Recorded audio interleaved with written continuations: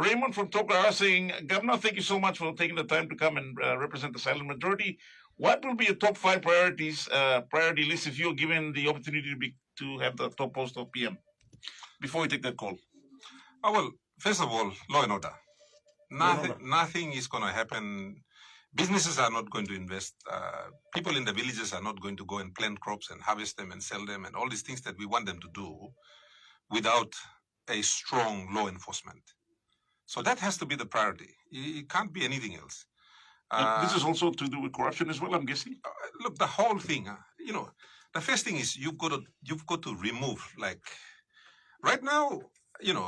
Commissioner Manning, with respect to him, and he's got a really good senior management team. I have respect for those guys. They've got to, constitutionally, they have the powers to run law and order. It's not the Prime Minister. It's not, Minister Sia Malili.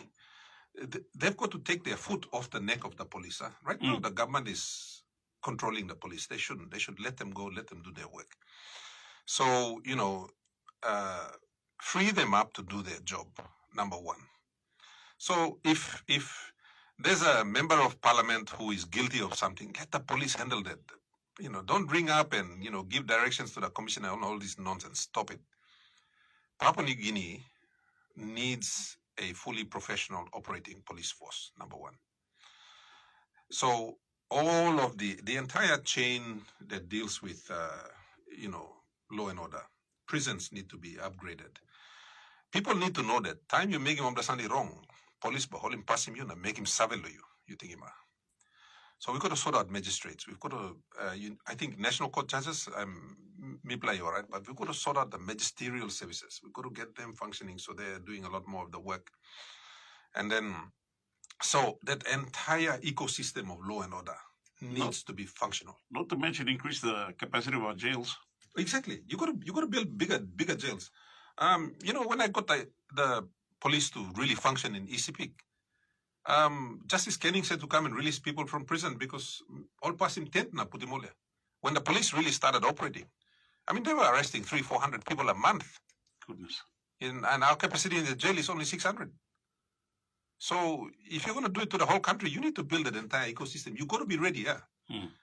So that's law and order number one. Number two, we've got to immediately start looking at how we get the economy going.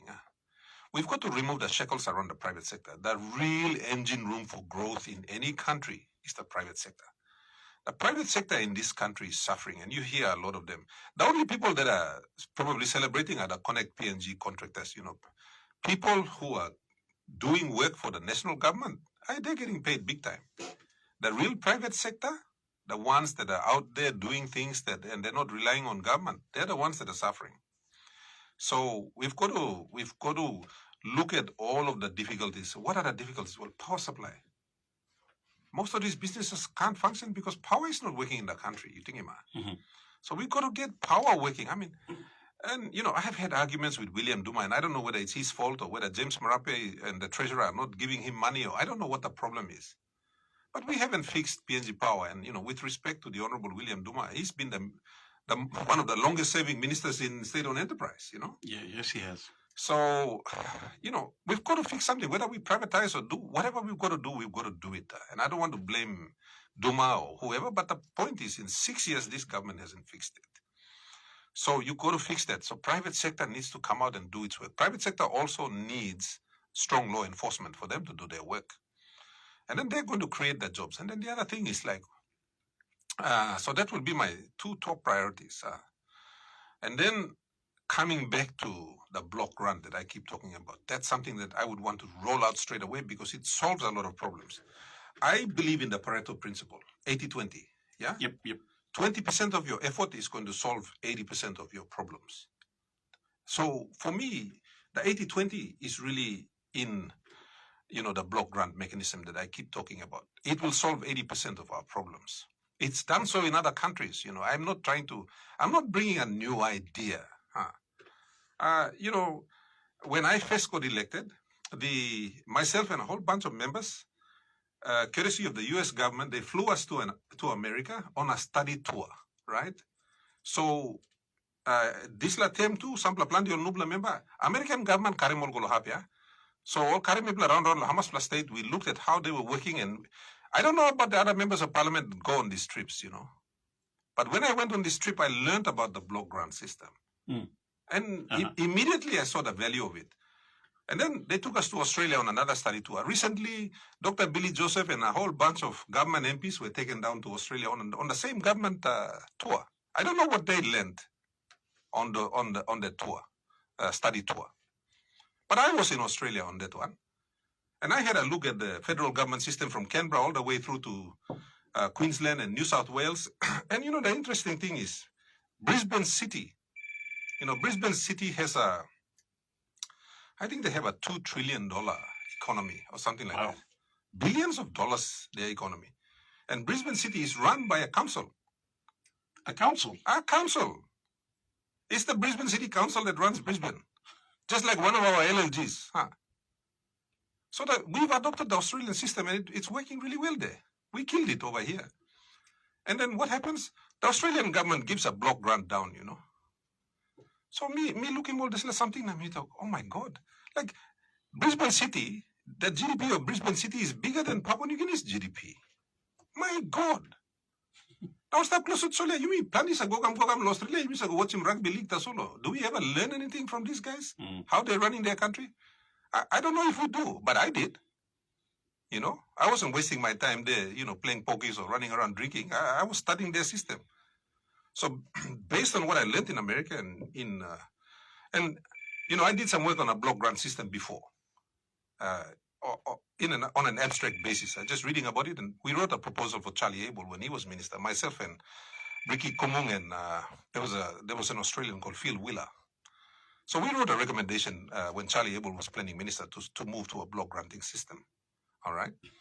So I knew something about it on an abstract basis. When I went to America and to Australia, I saw it actually working. I was impressed. And I wanted the same thing for Papua New Guinea. And I still want it for Papua New Guinea. So that would be the third thing I would do. In terms of lower down priorities, like there are many other things we can do. I'm the sort of guy, I don't want to do 10 things. I want to focus on 2 or 3 things and get them done and do them right. And for me, I feel law and order, businesses, which helps to fix the economy, and that will help us to fix Forex and many of these other things. One of the things I would immediately do is take a look at what is the delay at Papua LNG? What is the delay at Wafi Golpu? One of the immediate fixes we can do, like, for example, Papua LNG is going to be a $20 billion investment. That's almost 80 billion kina. That one investment will fix our Forex. So what are we fighting over? We're fighting over an extra 1% because James Marape wants to take back PNG and make it the richest black Christian country. If James Marape had not renegotiated Papua LNG, they would have been producing first gas last year. And they would have already spent 80 billion kina in Papua New Guinea, employed thousands of Papua New Guineans. They would have helped to build lots of businesses, just by shutting down that negotiation, because he wanted his own fingerprint on it. I'm like, me walk him. Peter O'Neill and Charlie Abel walk him, me walk him. Just for that, he shut down that one. Papua LNG would have been in full production last year. Wafi Golpu, what's the holdup there? I understand the holdup is that government cannot find the money to pay for its shares. That's why Wafi Golpu stopped Nastapia. Wafi Golpu is a $6 billion investment. That's 24 billion kina. It's one budget, one annual budget. Look, plenty time lo business me plus talk. There's an opportunity cost. What was the opportunity cost to shutting down Porgera, for instance, for 4 years? Yep. What was the opportunity cost to stopping Papua LNG, and now it will do first gas in 2032? How many Papua New Guineans suffered? That was an opportunity cost. How much money didn't go to the budget? That was an opportunity cost. How much devaluation of the kina had to happen because we didn't have the investment to support the kina, and our people have to pay more for rice and tin fish? That's an opportunity cost. Now, to me, that's the job of the Prime Minister. You need to understand all of these things and then make your decisions. Not just, we're going to take back PNG and make it the richest black Christian nation on earth in 10 years. You don't do that by shutting things down. Like, I spoke to Charlie Abel. You know, the improvement in Papua LNG is just 1%. So to get an extra 1%, we shut down something that could have been operational for an extra 5 years. And had it been operational, you know, he boasts about a 200 billion kina economy. Had Papua LNG started, we would already be a 200 billion kina economy because of Papua LNG. And this is I don't understand, like, how they cannot see the future and sort of realize that if you do something here, it gives you a change in 4 years' time.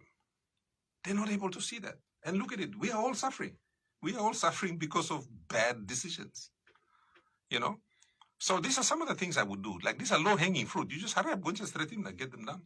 It would change the country overnight. Look at what PNG LNG did. It just switched the country overnight. Crime in Port Moresby went straight down. Because, you know, that money from PNG LNG was filtering into Port Moresby. People on the street, they were able to get a little job.